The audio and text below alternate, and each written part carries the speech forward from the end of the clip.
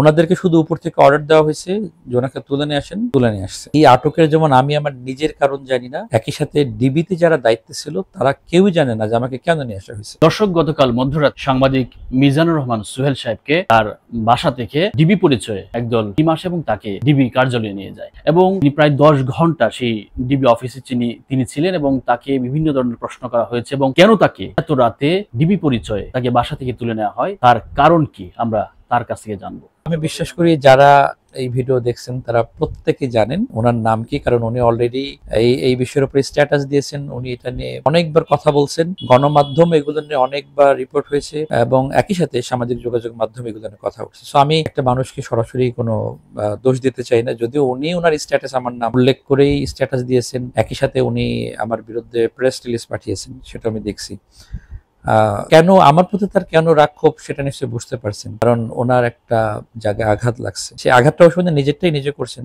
মানুষ তো নিজের পায়ে কুড়াল মারে, উনি কুড়ালের পায়ে গিয়ে কুড়ালে গিয়ে ওনার পা মারছে। তো এইটার রেসপন্সিবিলিটি আসলে আমার যেটা মনে হয় যে আমি যে আটক হলাম, এই আটকের যেমন আমি আমার নিজের কারণ জানি না, একই সাথে ডিবিতে যারা দায়িত্বে ছিল তারা কেউই জানে না যে আমাকে কেন নিয়ে আসা হয়েছে। ওনাদেরকে শুধু উপর থেকে অর্ডার দেওয়া হয়েছে যে ওনাকে তুলে নিয়ে আসেন, তুলে নিয়ে আসছে। সো ওরা শুধু এইটুকুই জানতে চেয়েছে যে এই যে প্রেস কনফারেন্স হবে এটার সাথে আমি কেন আছি, কিভাবে আছি, সেটা শুধু জানতে চাই।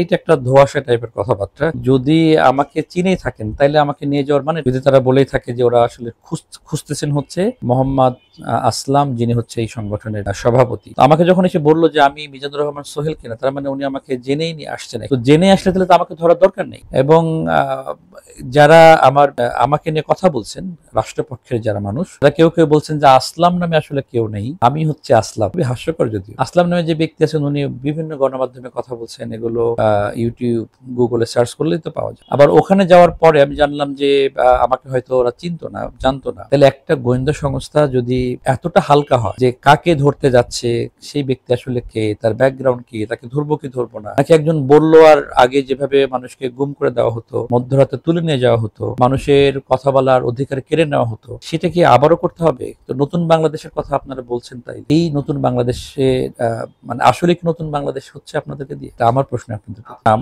আমার কাছে যখন তারা আসছে তখন থানা থেকেও কেউ আসে নাই, থানাকেও ইনফর্ম করা হয়। তারা তাদের মতো এক ধরনের জোরপূর্বক আমাকে এখান থেকে নিয়ে গেছে।